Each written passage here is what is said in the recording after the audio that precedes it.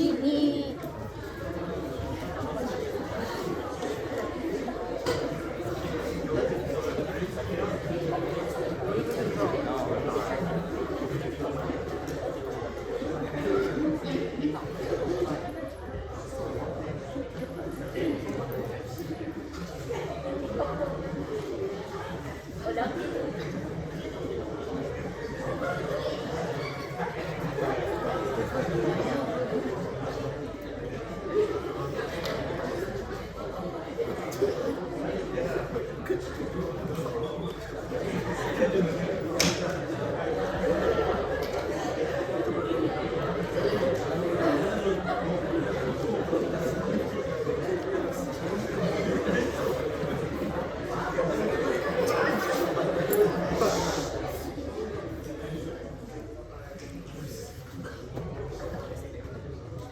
Assalamualaikum warahmatullahi wabarakatuh. Hi everyone, I'm PTET and I will be your MC for today. Before starting the event, we would like to invite Hilmi Salihin to lead the recitation of Surah Al-Fatiha.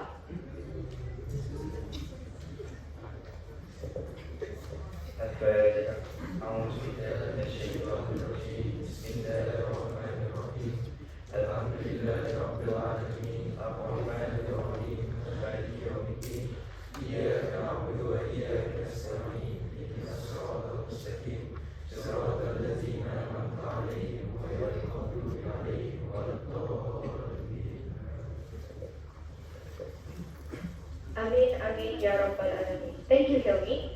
Next, let's welcome the President of Sustainability Ambassadors Club, Lee Wen, to get her opening remarks.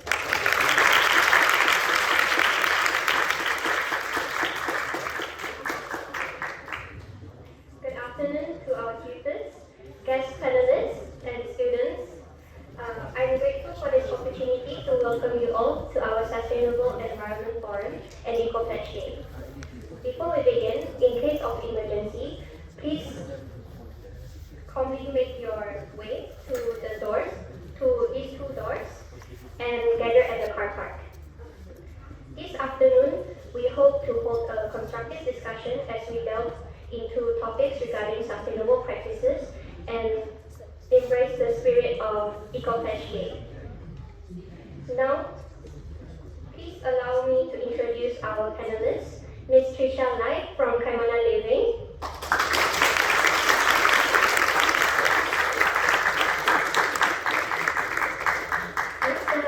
Mr. Ali Sufyan from Tree Lane Farm.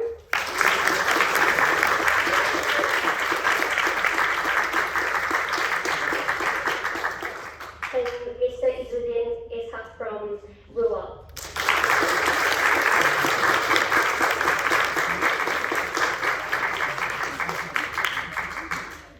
Each of them has a profound and active background in fulfilling SDGs, in working towards fulfilling SDGs and sustainability in their fields.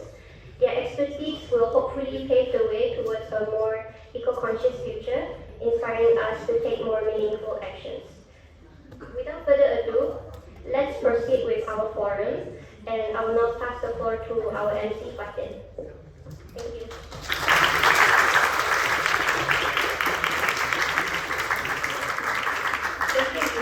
Now, we would like to invite the moderators and the panel speakers to sit in the forum area.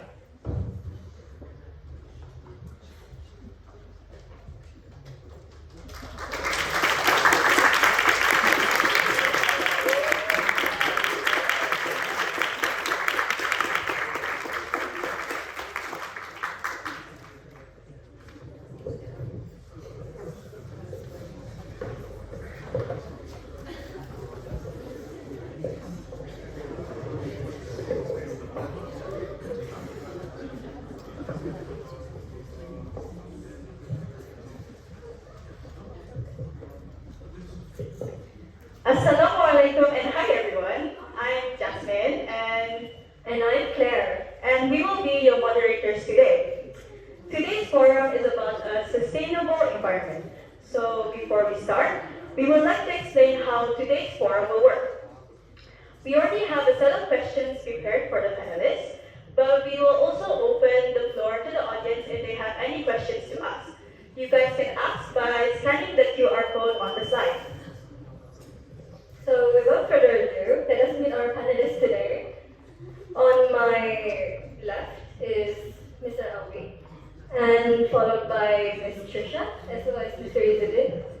And before we start, can each of the panelists please introduce yourselves? Starting from Mr. Alvi. Assalamualaikum. My name is Muhammad Alwi. I'm the farm manager of Tree Lane Farm and also Eco Farm.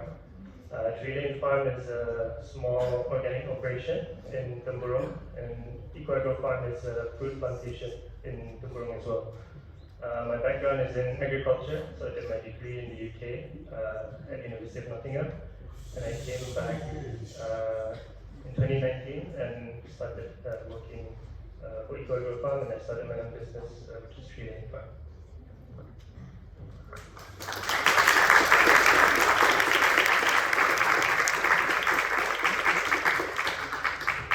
Hi everyone, my name is Trish. I'm one of the co-founders of Kaimana Living. We are Brunei's first low-waste store focused on refillable and sustainable products. Can I just know, has anyone been to Kaimana? No? Nobody here has been to Kaimana. Okay, I have my work cut out for me today. Hopefully I will introduce all of you to Kaimana, and that'll be great. Follow us on Instagram. I know everyone has phones right now. At Kaimana Living, please. And then we'll be able to talk more about it. Thank you.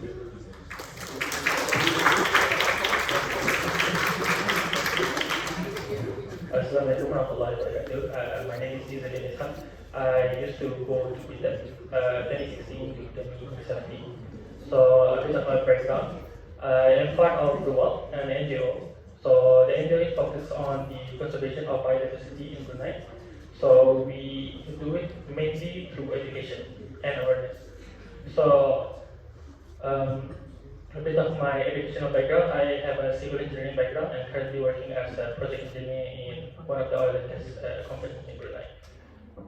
That's all.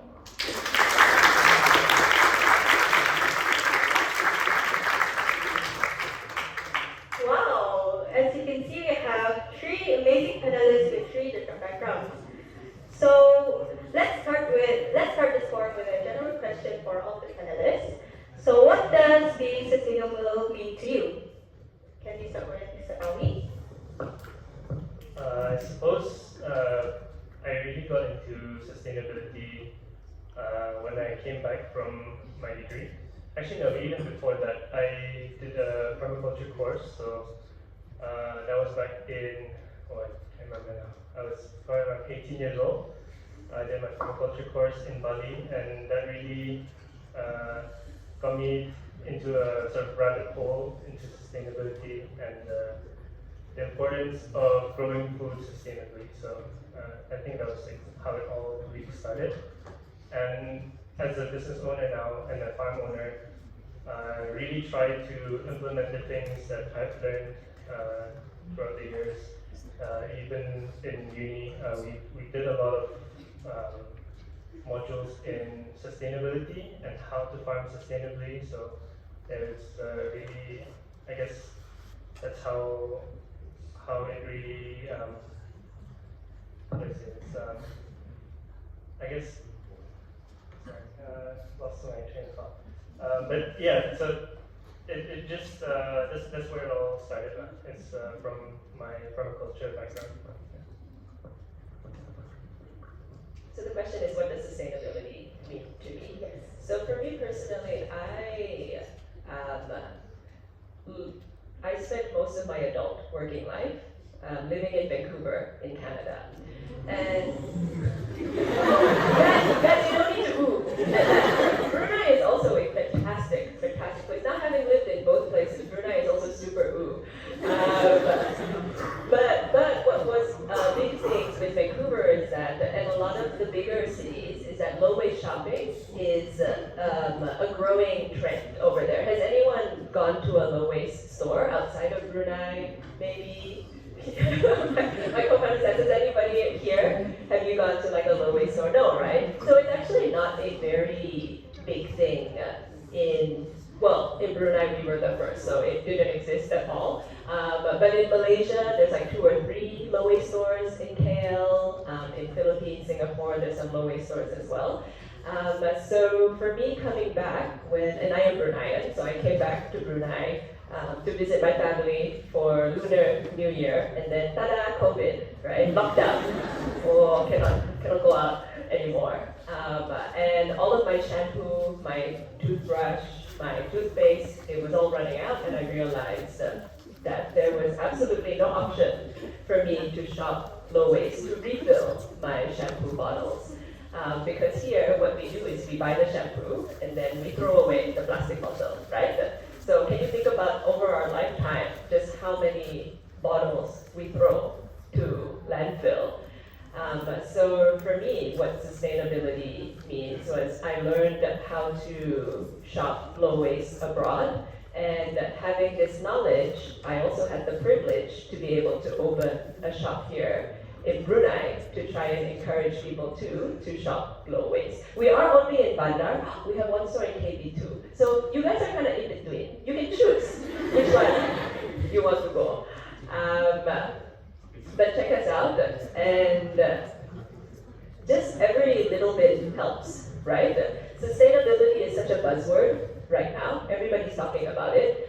But are we actually really trying to do something about it? And we can, collectively. If each person here decides that they want to stop, every time you go out and you're thirsty, you buy one plastic water bottle, right? And then that one gets thrown away. If everybody here made a commitment to try and bring your tumbler, now we have so many tumblers. These are so popular now, right? You know, Stanley and everything. So if everyone here, how many people are here right now? Do we know? 100. So if everybody here made a commitment today, that's 100 bottles we don't throw into the landfill, right? You just think, oh, it's me, it doesn't matter. Just one, just throw. But if 100 of us here today made a commitment, then that's already 100. So this is what we call collective action. So we want to do that. It's such an important part of sustainability. So that's something I just want you guys to think about. When you think about sustainability, what part are we playing in it?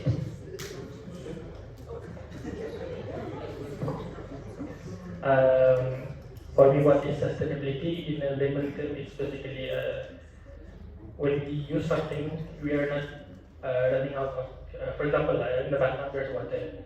So if the rate of you putting out of the water in the bathtub is the same as the water going into the bathtub, so the water level is always the same. So that is for me and my understanding on sustainability. But after around 5-7 years joining Brewal,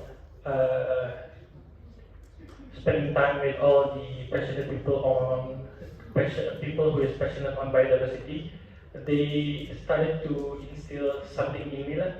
So one of it is, for example, in the future, climate action was not being minimized or it become worse.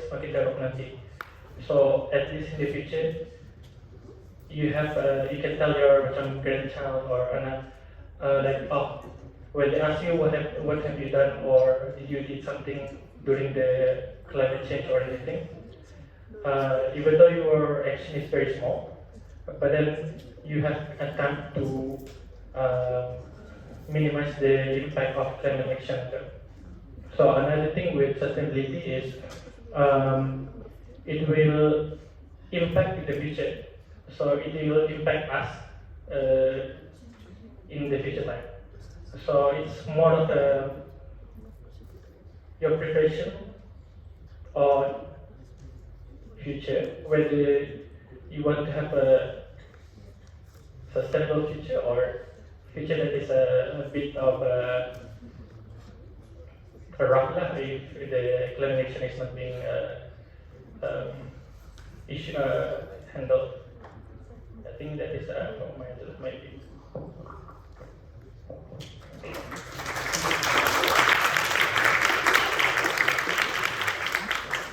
Those were really well opinions from the panelists.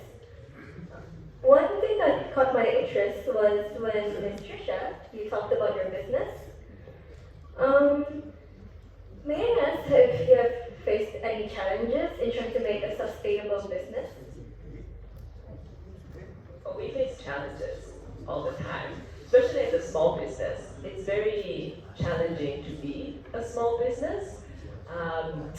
think one of the things that is also linked with sustainability is supporting your local economy. So one of the things right now that, for example, is quite challenging is that the borders are open, so everybody likes to travel outside, right? Go kai kai, go miri, go, spend all the money outside of the country, but then we have local businesses here that if you spend your money within the country, we can help grow our local economy as well. And I think one of the most difficult and biggest challenges is that it's wanting the Bruneian consumer, which is all of you, you are Bruneian consumers, you're Bruneian customers, to spend in Brunei. And I know it's hard because Malaysia, the ringgit, it's like 1 Brunei dollar to 3.3 ringgit, right? And it's almost 4. So you can buy like 4 times, maybe as much things. But it's like the concept of, do we know Shein?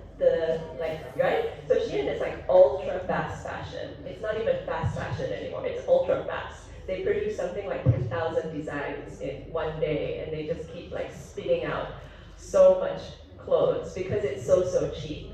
And a lot of people will buy it because it's cheap, but then the quality is just not good, right? But I think we need to start thinking like I don't know if there's any local clothing brands, I'm sure there is, but of course the price wouldn't be as cheap as a big company like Shein.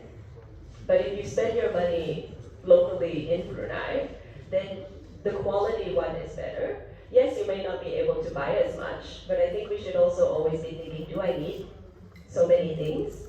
Do I need like 50 different colored t-shirts and whatnot? These are like the challenges that we face as consumers with so many choices as well. But I really ask that if you want to help our local economy, which in turn helps our country as well, it's so important to try and spend our money inside the country and support local businesses and buy local food and local products. So that's one of the challenges that we have.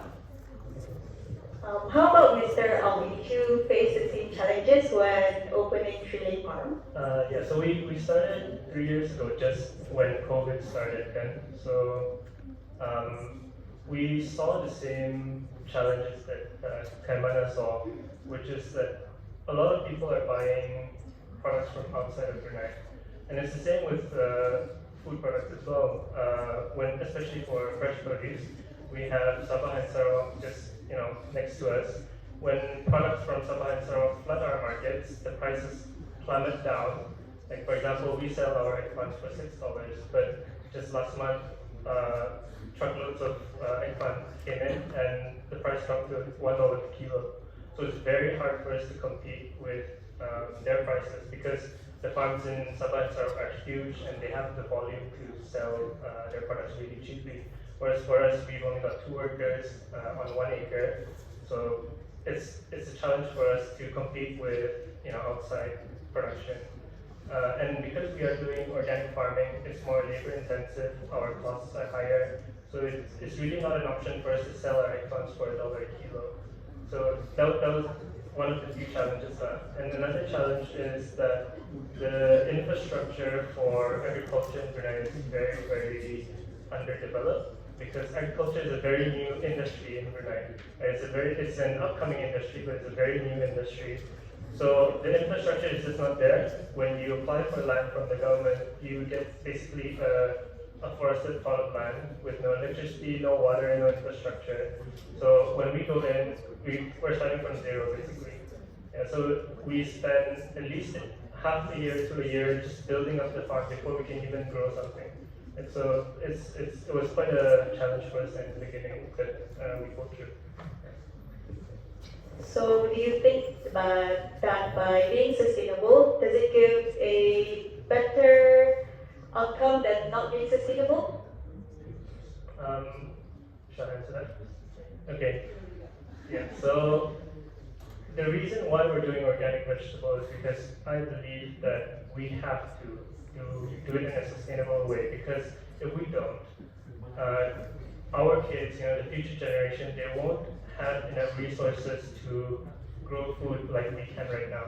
Right? If we're not doing things sustainably from the start, from today onwards, people 50 years from now are going to have a very difficult time just finding the resources to grow food. And we don't want to rob our future generations of the opportunity to grow their own food, right?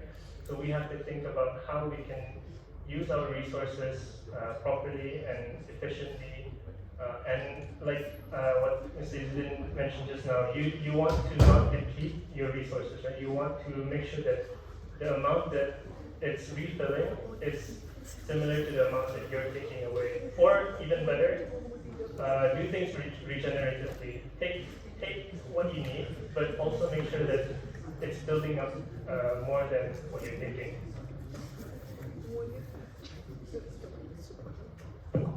Okay. So this is a question how to remain sustainable for NGOs. The challenges we face.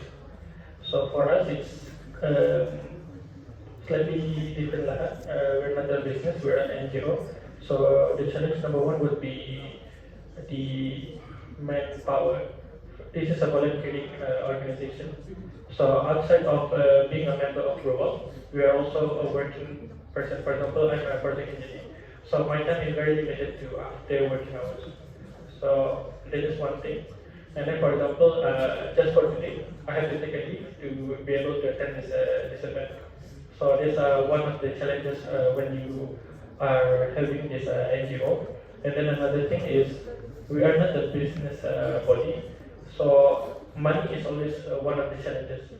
So if we want to be invited to schools or having a talks on the any supermarkets, because we have been there, and then there's some project.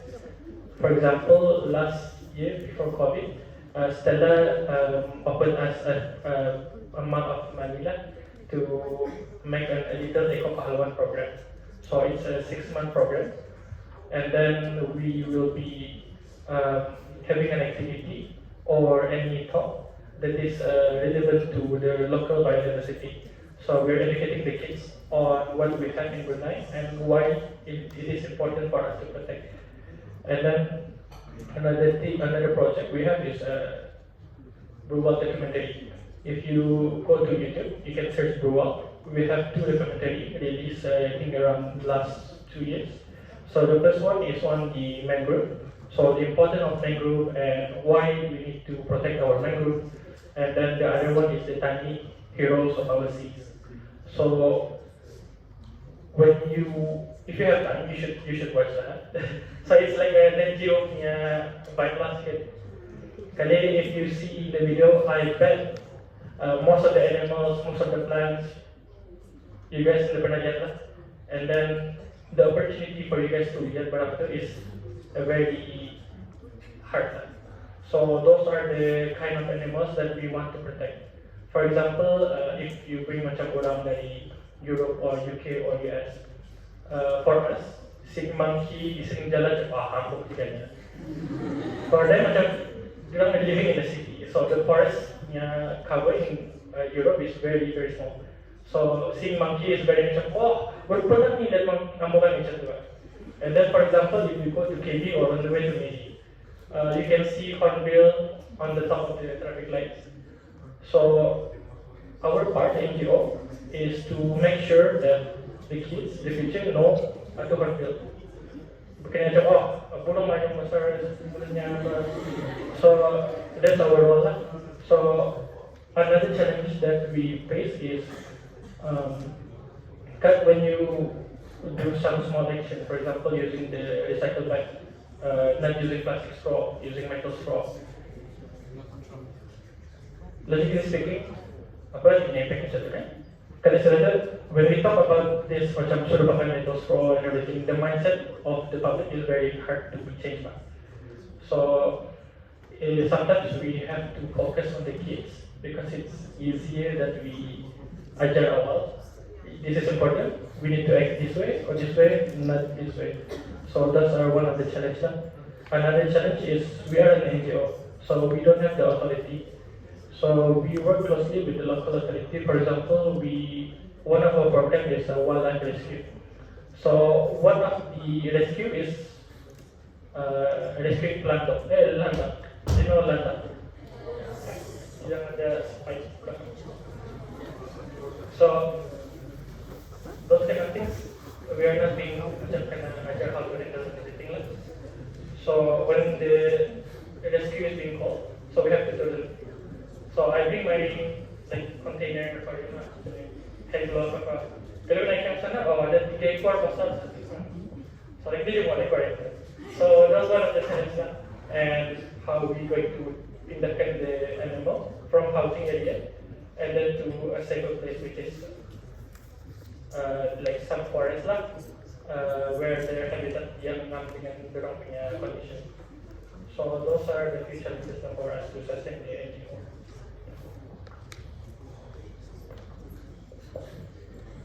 Wow, that was a really insightful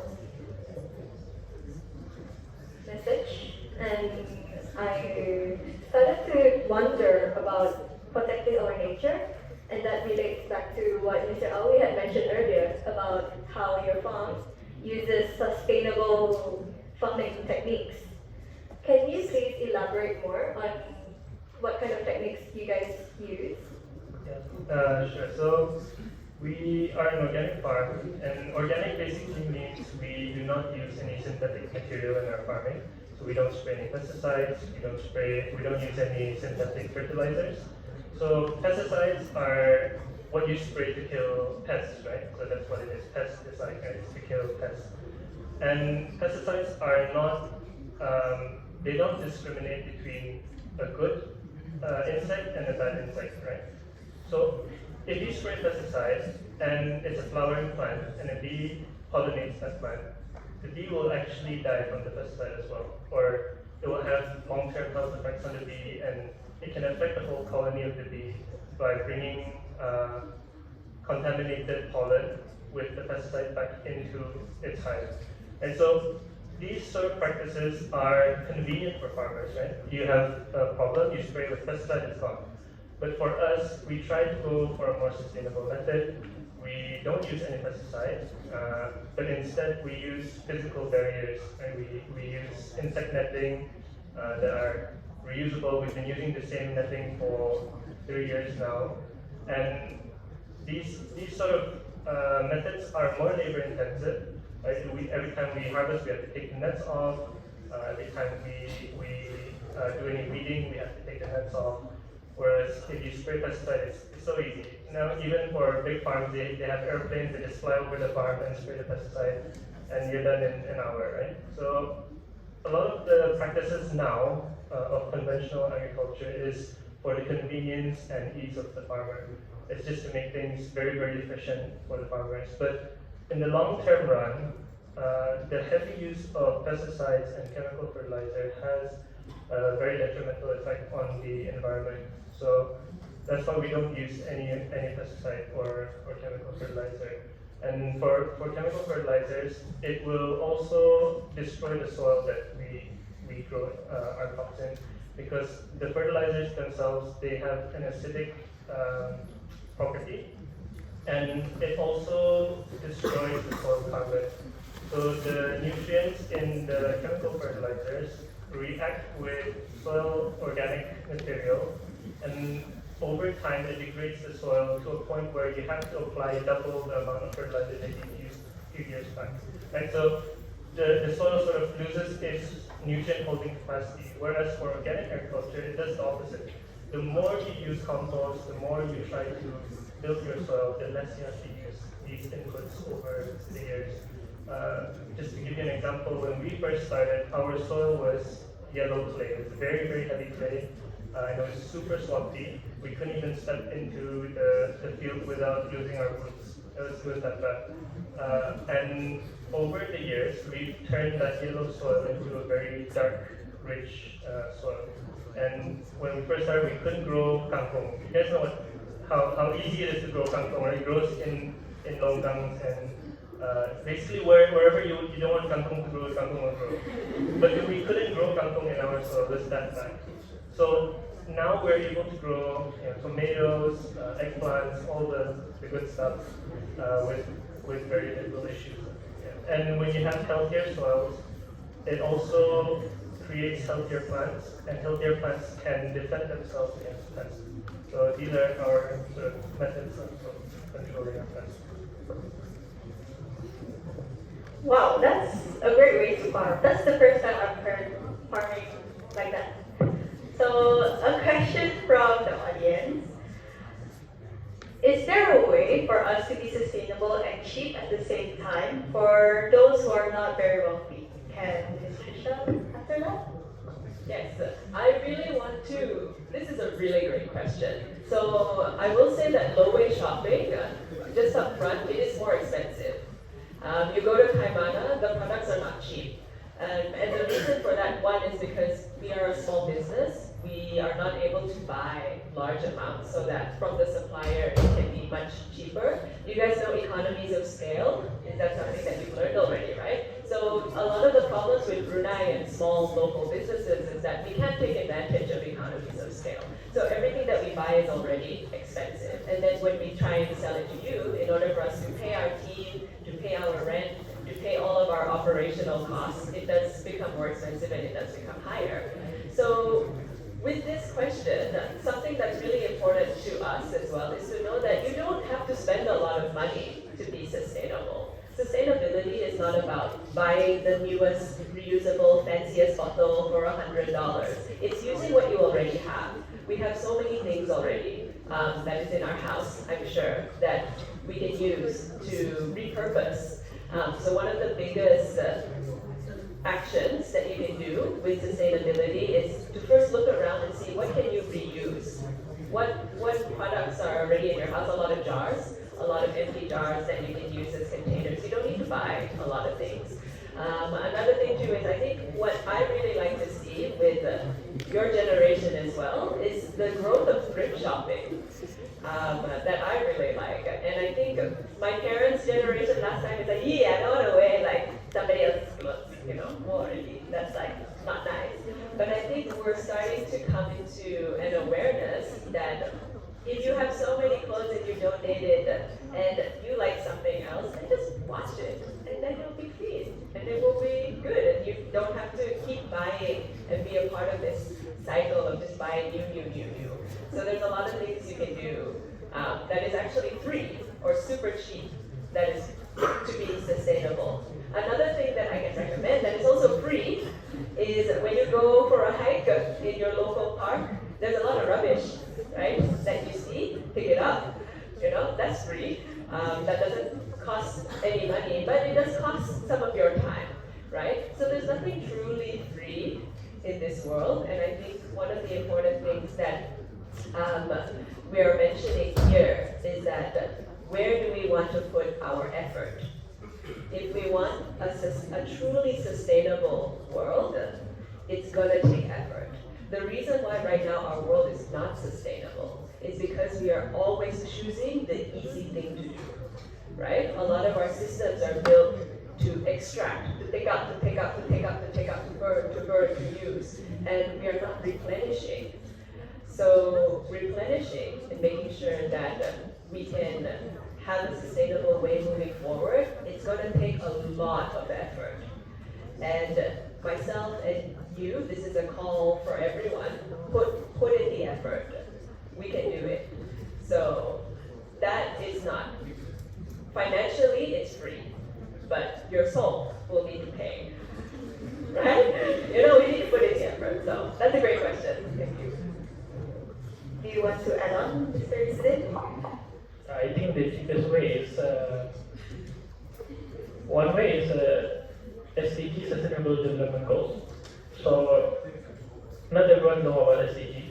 So normalizing talking about SDG in your everyday life, make people aware on SDG, what is it about, what is the key indicator, what is the target.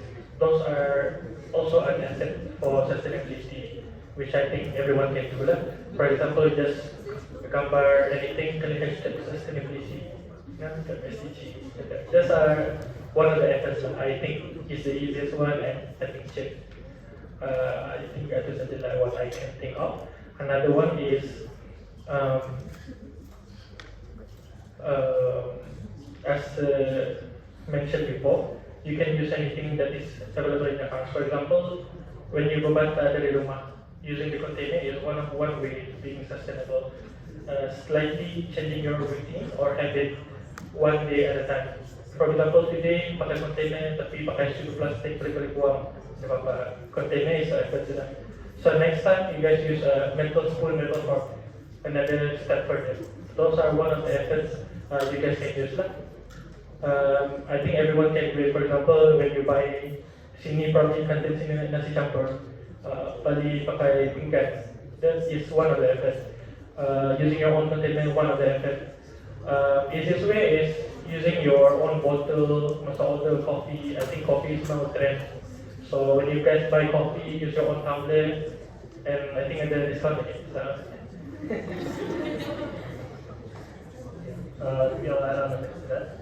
So as Ms. Trish mentioned just now, our products are not cheap either. We sell at a slight premium, mainly because the cost of us doing organic is a bit higher than conventional agriculture. But you have to bear in mind that everything has a cost, right? It's either you pay the cost now or you pay the cost in the future. Right? If you're not willing to pay for more sustainable product now, maybe in the future you won't even have the opportunity to buy this product anymore because you've lost all the resources to create this product, right? And it's the same with vegetables as well.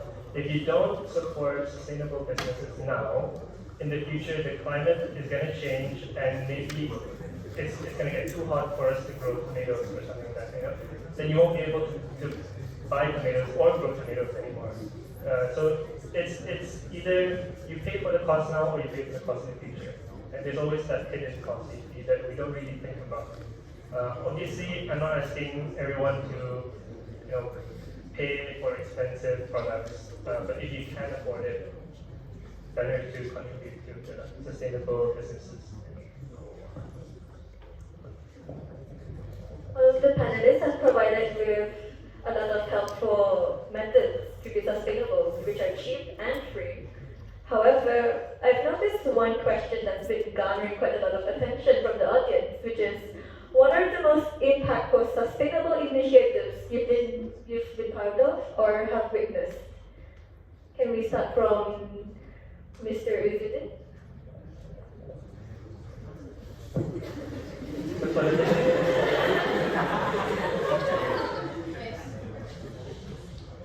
The most impactful sustainable initiative.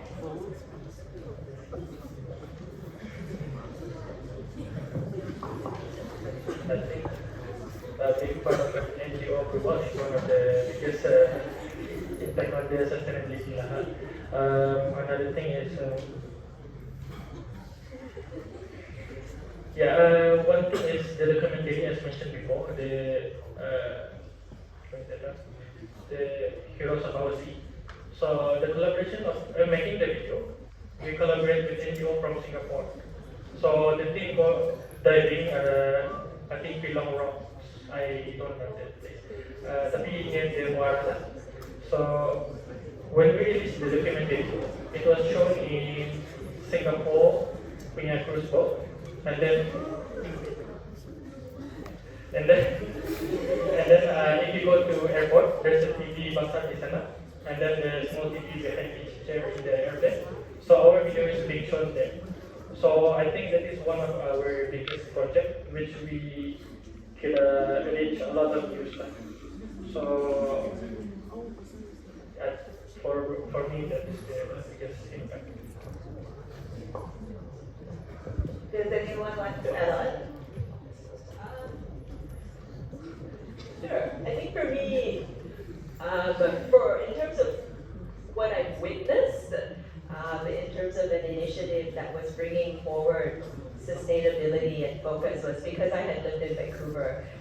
Many years ago, there was a huge, I think, initiative to speak about our climate crisis. right? We don't talk about climate change anymore because we're past change. We're now in crisis mode. Like the world that we are living in right now is overheating. I don't know if we're aware that they found microplastic in our cloud systems. Now there's plastic in our clouds. Yeah, there were plastic in our seas before, but now they're finding microplastics in our cloud systems as well. So it's starting to feel like our climate crisis is really being at the forefront of a lot of people's minds. And we might also feel that our government levels are not doing enough. This is talking around the world, where our governments are very slow to act. And so in Vancouver, I was part of a climate walk. And there's about 2 million people. It's a small city for the world. I know for Brunei, you're like, oh my God, what's that? 2 million people. But for the world, Vancouver is not a very big city. But at that walk itself, I think they said 100,000 people were walking through downtown, all with signs for climate change. Everybody brought their families, and this was just to witness 100,000 people walking over the bridge. You can imagine, you know what's that bridge called in Bandar, where you, the SOAS bridge. So imagine the SOAS bridge full of people, completely walking over to the other side. It's completely packed for our climate crisis and to bring attention that we care about the world that we're living in and we want our world leaders to do more. For me, that was such a moving moment, and how collective action, we as the people, we need sometimes to really talk about this and push for change, because a lot of the times our leaders are not quite in line because they're so busy doing other things, right? Which is fine, but we know that we care about sustainability and our climate, and so we need to talk about it as well, and we need to keep raising awareness and keep showing that. So for me, that was a very large moment in my life to be part of so many people walking for that. I guess for me, because we do organic farming, we have to create our own compost for farming, right? And the compost that we make, we source chicken manure and also horse bedding from Colombia. The chicken manure we're buying in from, we're getting it for free from really large chicken producer. And before this, they were getting logistic companies to come pick it up and dumping it into the landfill. So essentially what we've done is diverted all that chicken manure, 12 tons to be exact, every month of chicken manure from being dumped into the landfill. We're bringing it back to the farm and creating compost. And that's another 12 tons of horse bedding mixed into the chicken manure, and also some food waste that goes into that. So essentially we're diverting waste products, or what people consider waste products, from the landfill and turning it into really nice compost that we use to grow food. So that's I guess something that we're really proud of. Wow. So I have a question for Mr. Asyiqin. How does our current unsustainable practices affect our biodiversity in Brunei?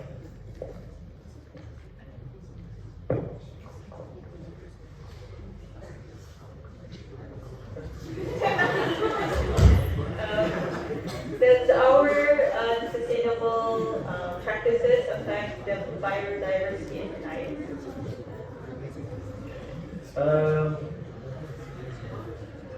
So one thing is unsustainable practices in Brunei. So littering is one of the main issues in Brunei.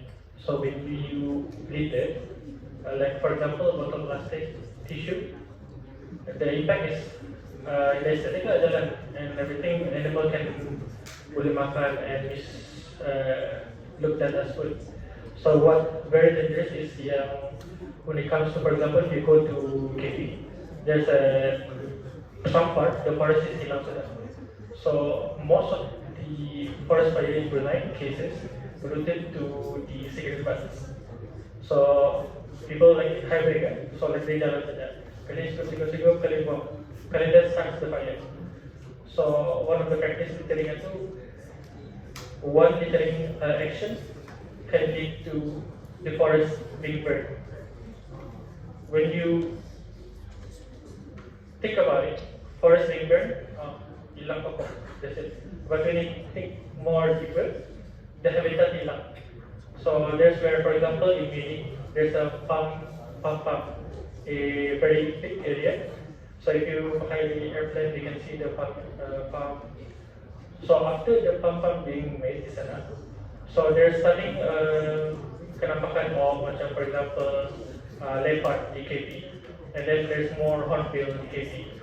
So the deforestation will have impact on the forest itself, the animals living in the forest, and then the human living near the area. That's the major unsustainable practice in Brunei, what we in Rual really highlight. Now that we're aware of how our unsustainable actions can actually affect the biodiversity, is there any way that communities can actively contribute to protecting these ecosystems? So one thing is this way, as mentioned before, normalizing conversation on SDG, normalizing the conversation on this sustainability. So by normalizing this conversation, these topics, it slowly provide the domino effect. So one person do good sustainable action, and then being seen by others will slowly follow. That is the long-term punya initiative lah, which can be done, and it is free and cheap, and it's very, in a way, efficient.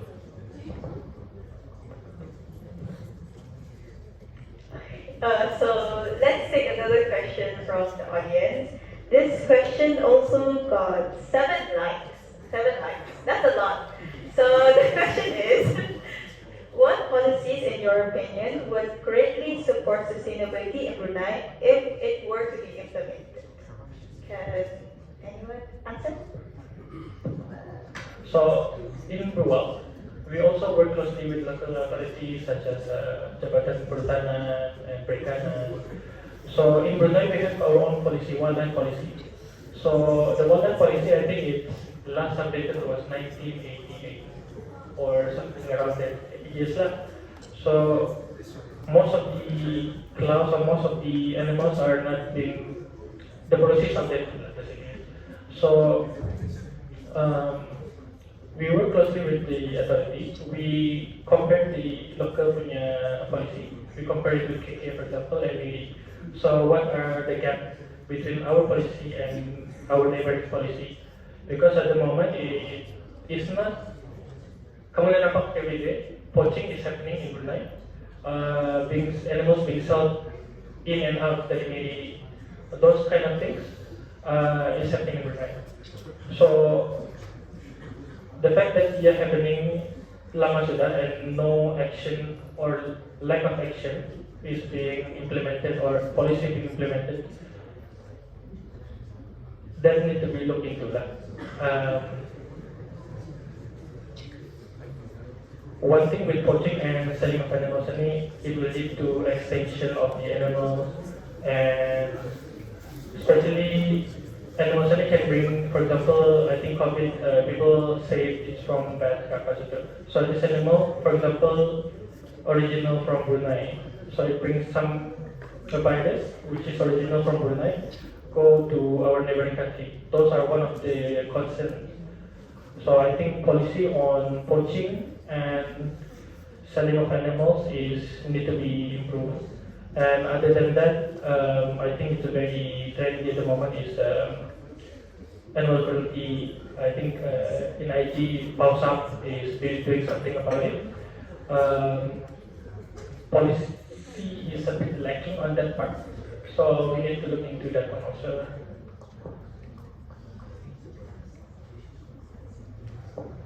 I guess policies in agriculture, like Mr. Zidane mentioned just now, is also outdated for our industry. Countries like UK, all over Europe, they reward farmers for being sustainable. For example, if the farmer allocates a certain plot of land, let's say 1 acre, into growing wild flowers to improve the bee population, give them food over the winter, they get awarded per acre, let's say $300-400.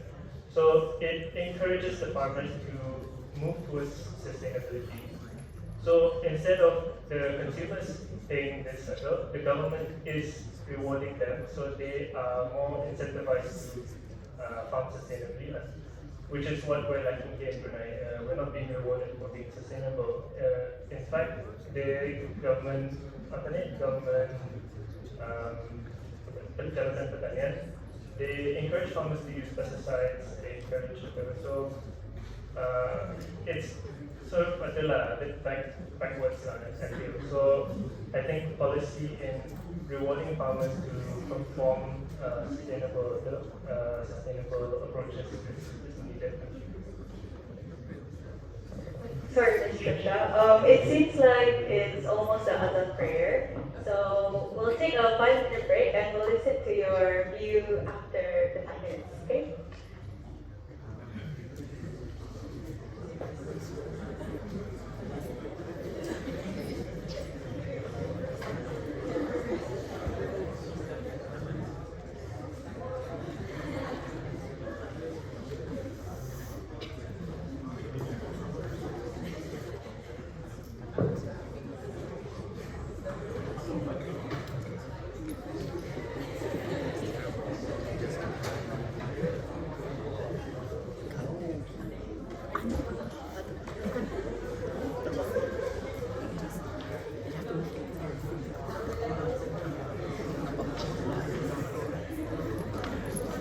Is it that bad? It's covering 2 of the panelists. Okay.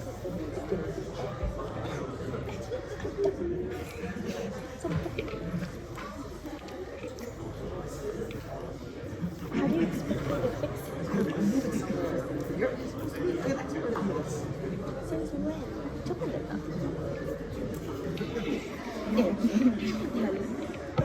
Si Trisha, she's coming. That thing was shooting Jasmine's back of the window for 40 minutes. I know you can hear me. I'm hungry. Should I pay? Oh, I wanna go. I'm not gonna. Oh.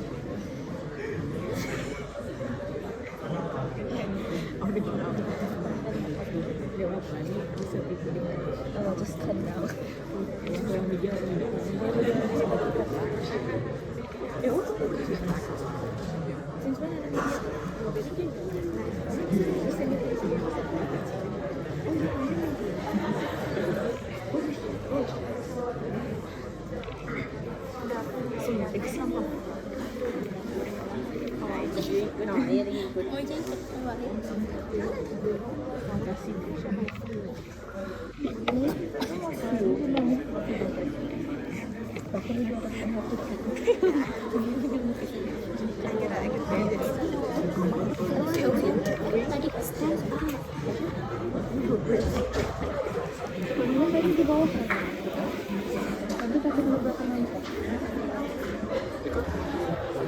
The mission can do the left right.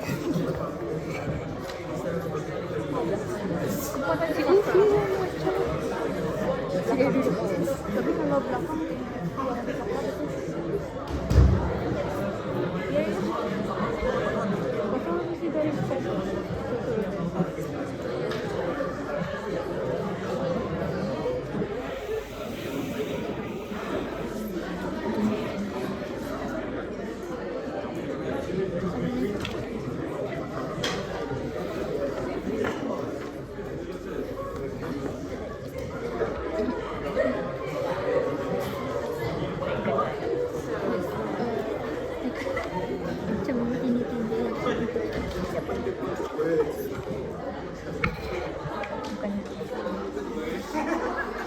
tinggi deh, tinggi deh. Okay guys, let's pay attention. One more. So, Ms. Trisha, can you explain your view? Oh, this is the popular 7-line question, which the policies, right? So when I was doing research before opening Kaimana, I was doing a lot of research on Brunei, and out of all of Southeast Asian countries, Brunei, before Kaimana, Brunei was the only country left in Southeast Asia that had no low-waste store. Every other country in Southeast Asia had a low-waste store, but we didn't. We didn't have any at all. And then another very surprising research that I tell a lot of people, and I don't think we realize, is Singapore is the #1 country in terms of waste produced per person, per capita. So of course Singapore, there's so many million people, right? But you know who's #2? Brunei.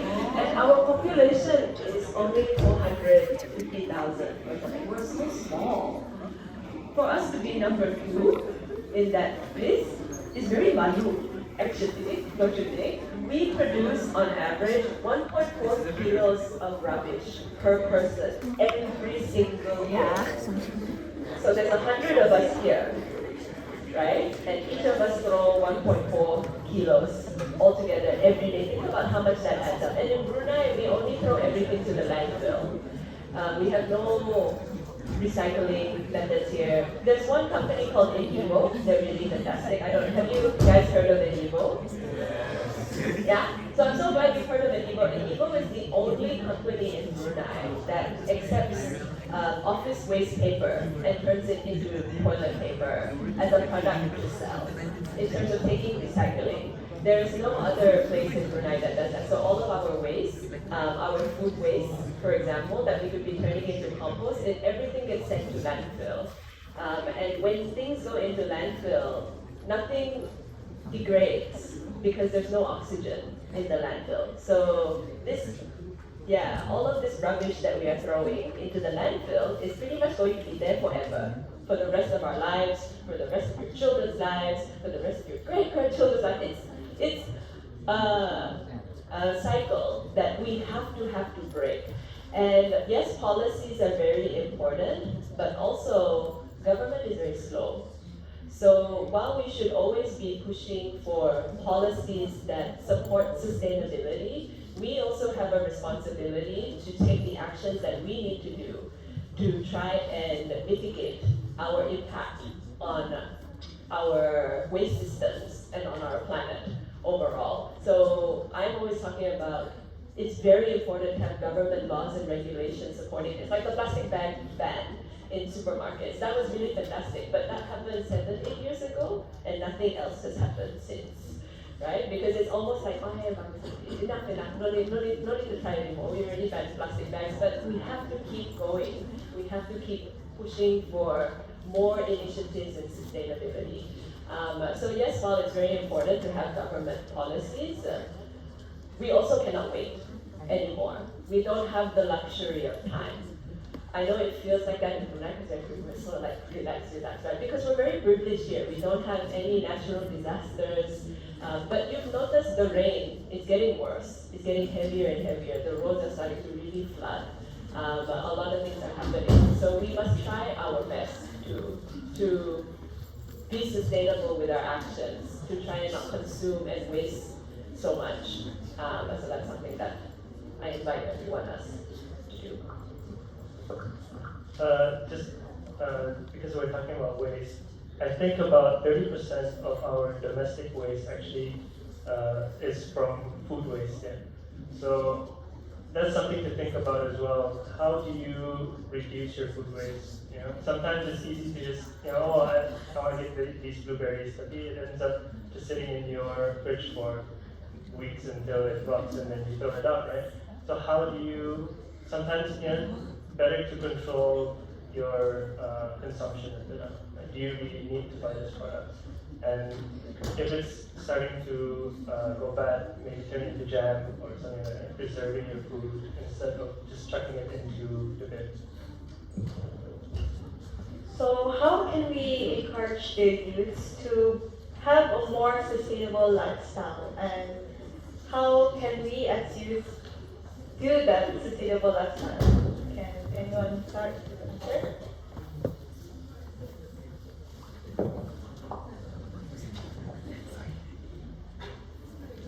First of all, I think understanding the situation and normalizing the SDGs. And one thing about SDG, wawasan 2035, and the millennial goals, they're all related. For example, if you need to understand, for example, if you target on land below water, I think SDG number 14. And then SDG number 15 is land on land. So if you protect the land below water, so the function of ocean, okay, when they receive the sunlight, they dissipate the heat. So kami na terasa too much of the heatness lah. And when there is too much heat caused by climate change, so that will impact the land below water, which is referring to corals, fishes, nudibranch, and some plants. So when you understand one SDG and then tackle one SDG slowly, I understand it's a bit daunting lah at the moment with the climate action and everything is negative. So we need to understand SDG and wawasan 2035 is related. So if you tackle one SDG, it will impact the other key indicator for other SDG. So try to understand what's SDG and everything, and then act local, think local.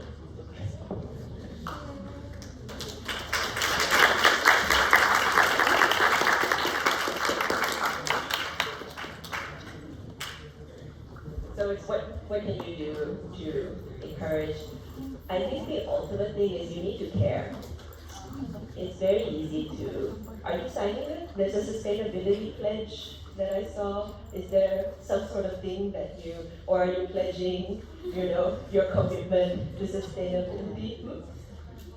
It's just yeah. So it's very easy to talk, and this is myself included. I have to remind myself, right? But what is our action? What are we actually trying to do? And while I really encourage you to, there's so much resources now that you can read. We have the information at our fingertips, literally through your iPads, through your phones. You can read so much information about how can you be more sustainable. But if you don't do anything with this information, it doesn't mean anything. So the ultimate commitment is to actually do it. And I think for me, it's also understanding your power as an individual, your ability to say yes or your ability to say no. So for example, this was an instance that really blew my mind, but it was so simple. I went out for coffee with a friend and we wanted to tap out. And she went, I forgot my tumbler. I'm like, okay, never mind, it's only 1 container. She went, no, I don't want. I'm like, really? It's just one. She was like, no, this is my commitment that I am making. So that was a very important lesson for me because I realized, oh yeah, you can just say no. You don't have to do it. And it's very easy to be like, never mind that, tomorrow can do it, tomorrow can start, right? But we are really starting to feel the many negative effects of our climate crisis, right? With plastics, we don't recycle any plastics. It's not profitable to recycle plastics, right? So every little thing that we do, it all adds up, but it comes from you. So nobody can encourage you but yourself, right? So you have to make the choice, and that's the most important thing. So I really hope that myself and everybody else, we make a commitment to wanting to be better, and not choosing like the easiest, most convenient things, because our culture of convenience and our culture of easy, that is what has really caused a lot of our climate crisis. So choose the sustainable way, which right now is always the hardest. So we need to put in the work first, and then it can be easier.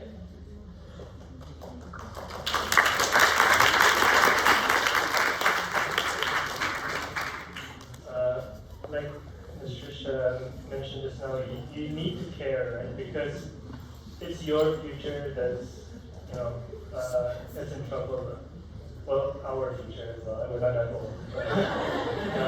But it's your actions today will be, the consequences will show in 30, 40 years time. So it really comes down to, do you really care about the future that you're going to live in now, right? So maybe start thinking about what are the consequences of all my actions, what are the consequences of using the disposable stuff, and what you're buying, your consumption and the resources that you're exploiting and using. So just start to think about all that, and I think from there you can really start caring.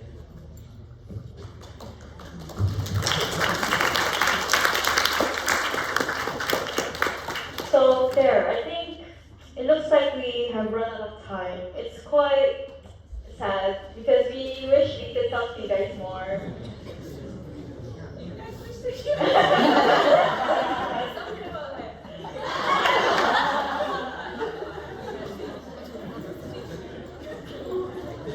So with that, let's all give a big thank you and a round of applause to our panelists.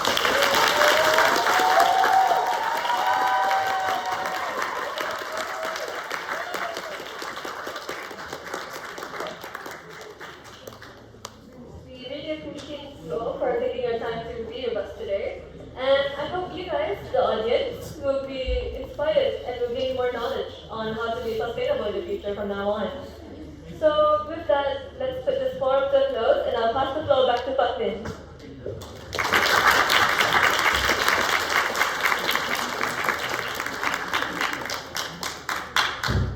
Thank you, moderators and panelists.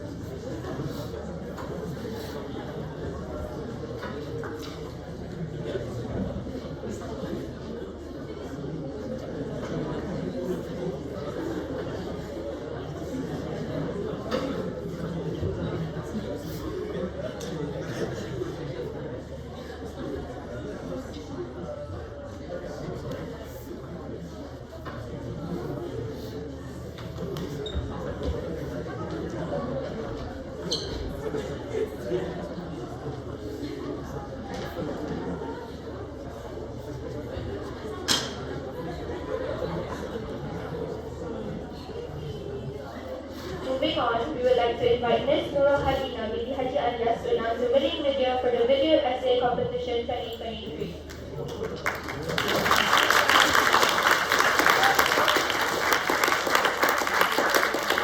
Hi everyone. I think early in October, we actually challenged our Sustainability Ambassador members to come up with a video about the different solutions to climate change. So some of the topics that we spoke about was technological solutions, individual and community actions, and the role of education and advocacy. So we had several judges come in and judge the videos based on certain criteria such as how critical they were, and how they were able to be quite in-depth about the solutions. So without further ado, I'd like to announce the winning team. And the winning team is topic number 1, technological solutions. So we want everyone to also celebrate and watch their video with us. So please play.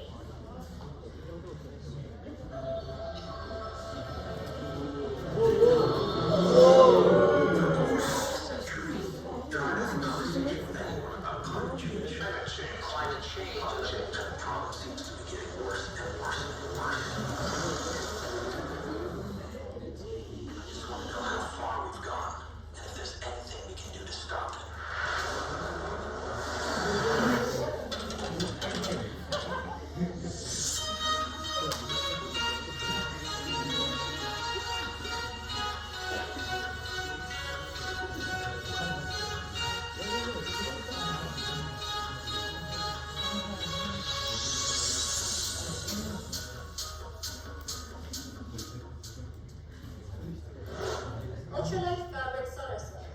These solar cells are no thicker than a human hair and can turn any surface into a power source. MIT engineers have unveiled a game-changing technology. These solar cells are glued onto a lightweight fabric, making them easy to install. The fabric, now equipped with solar cells, is being used in disaster recovery operations, adhered onto tents and tarps. They can provide energy in emergencies like disaster relief. On a sailboat, solar cells have been integrated onto the sails. They can be integrated into the sails of boats for on-the-go power. They extend the flying range of drones. The solar cells are integrated into a building's facade and easily become part of the built environment. Professor Vladimir Perlovich shares his vision. We strive to accelerate solar adoption for a carbon-free future. Means the lines behind the innovation. They're lightweight and powerful. The camera shows the cutting-edge printing process used to create these solar cells. The solar cells are made from semiconducting inks using advanced printing processes. The engineers test the solar cells for durability. They've undergone rigorous testing. The team demonstrates how these thin, lightweight solar modules are made. They're ultra-thin and lightweight. The camera shows the lamination process that ensures the solar module's durability. The lamination process is crucial.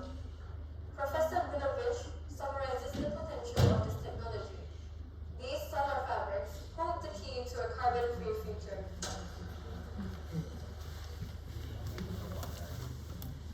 Switching gears to producing more efficient solar panels and their role in combating climate change. While China is the largest greenhouse gas emitter, producing high-efficiency solar panels allow an easier transition to renewable energy sources. One of the recent solar technologies is the perovskite silicon tandem solar cells, independently developed by Longmi, can convert up to 33.9% of sunlight into energy, or around 10% more than the common market alternatives. Researchers have made remarkable breakthroughs in improving the efficiency of solar panels. By enhancing the conversion rate of sunlight into electricity, these panels can produce more energy with less space and fewer resources. This transition is crucial in the global effort to combat global warming.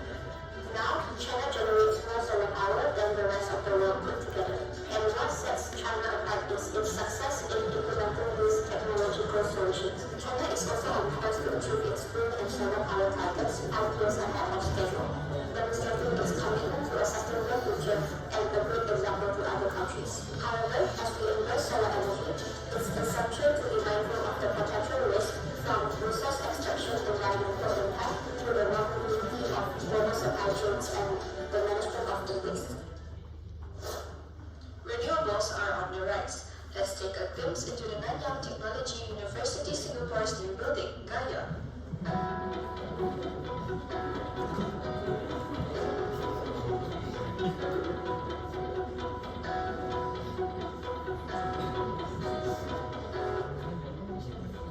This is Asia's largest wind building, which has a floor area of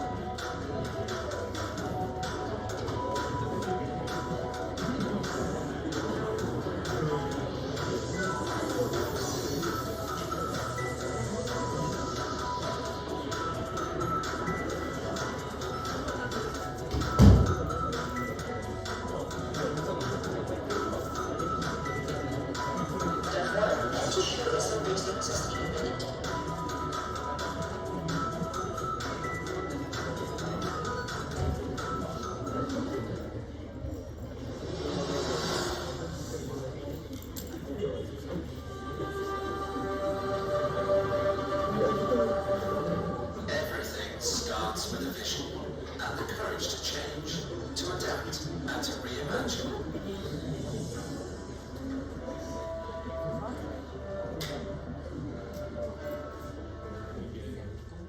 Reducing CO2 emission has been a crucial subject in shipping and logistics in the past years.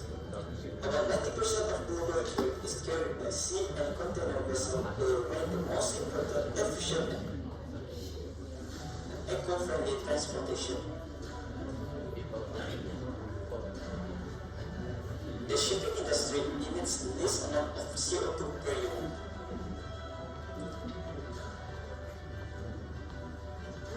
Hapag-Lloyd is a global container shipping company that aims to contribute to sustainable transportation. They focus on reducing emissions through various initiatives, moving towards efficient route planning, and optimizing their operation to minimize environmental impact.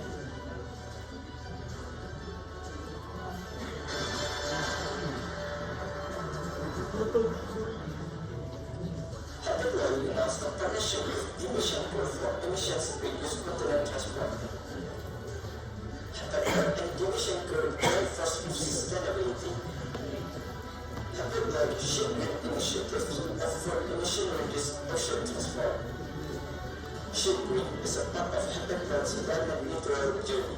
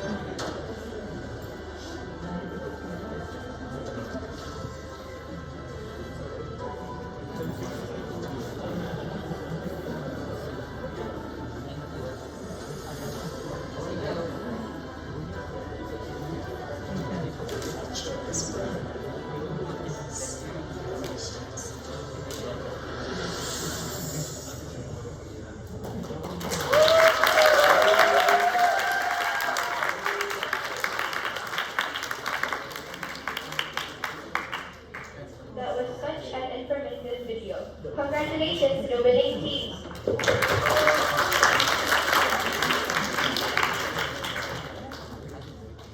Now, we would like to invite Senior Master CCA Cikgu Hajah Nur Ehsan Bidi Haji Muhammadiyah to present the certificate of appreciation to the panelists.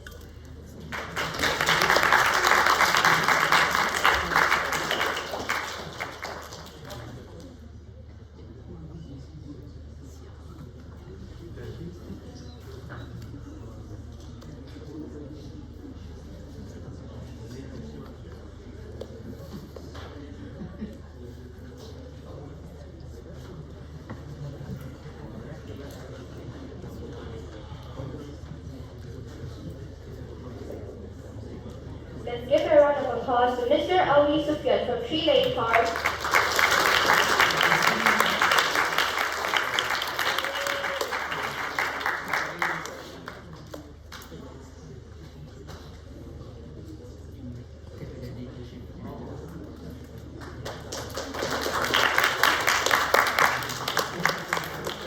Ms. Trisha Valencia, live from Taiwan.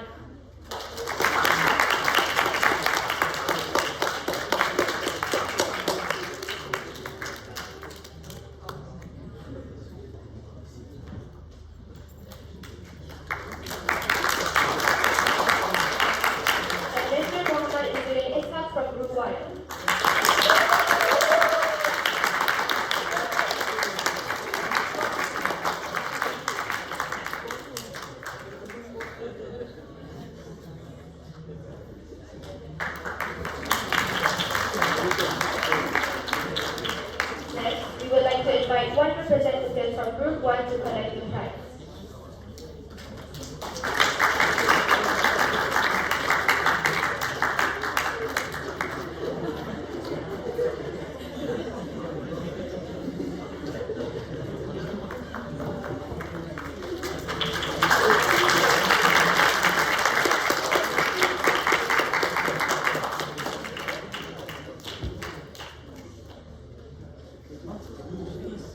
Ladies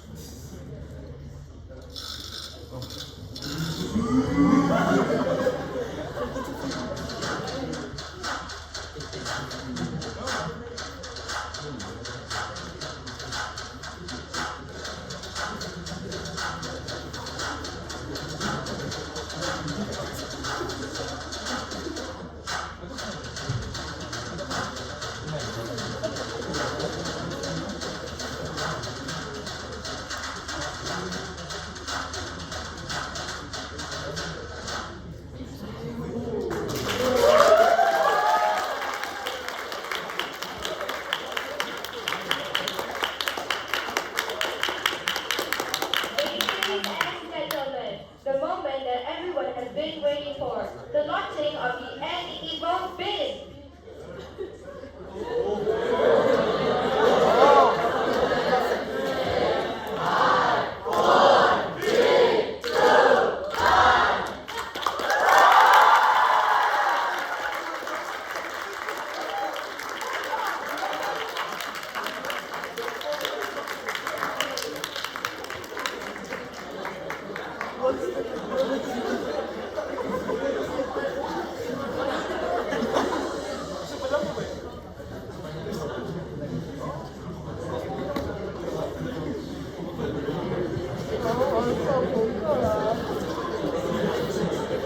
Let's welcome Natasha and Luffy to their presentation.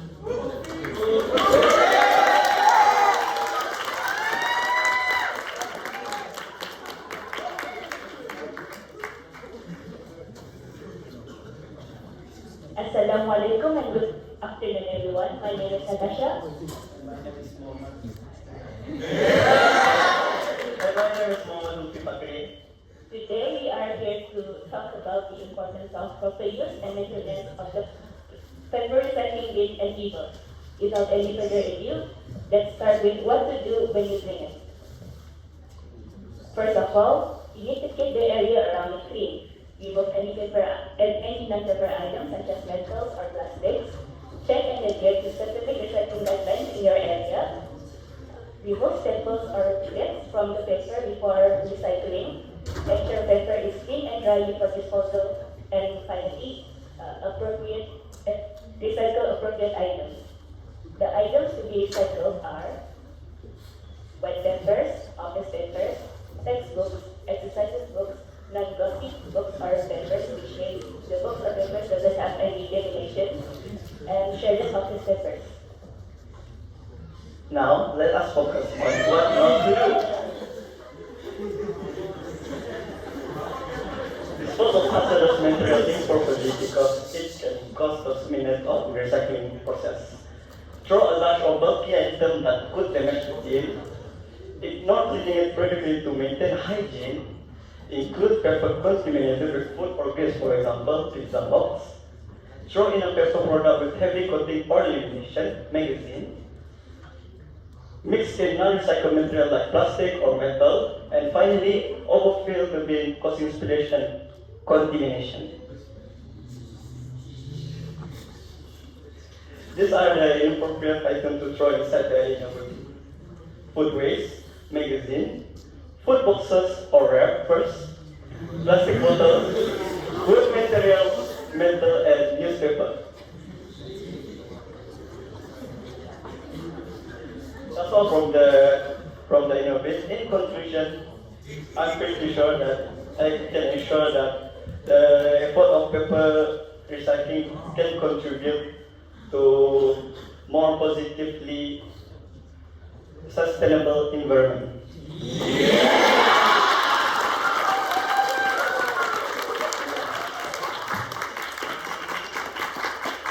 Okay, thank you for your time and listening to our NGO. Thank you guys for being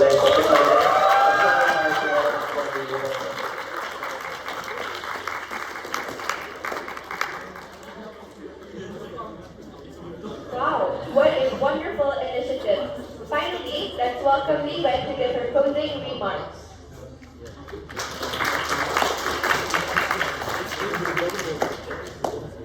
Hi, ladies and gentlemen. On behalf of Sustainability Ambassador staff, I extend my utmost thanks to our amazing panelists, our passionate participants, and everyone who participated in this success.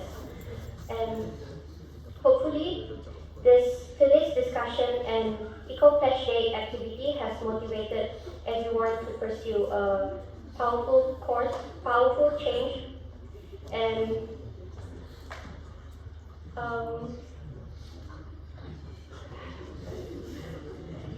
carrying this commitment forward will shape our actions and inspire those around us to contribute their time into this cause.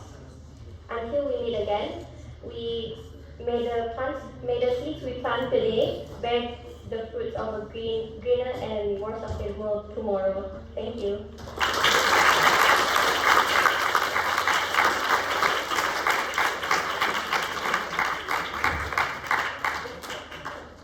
Thank you, Evan. Before ending this session, let's take a group photo to commemorate this event.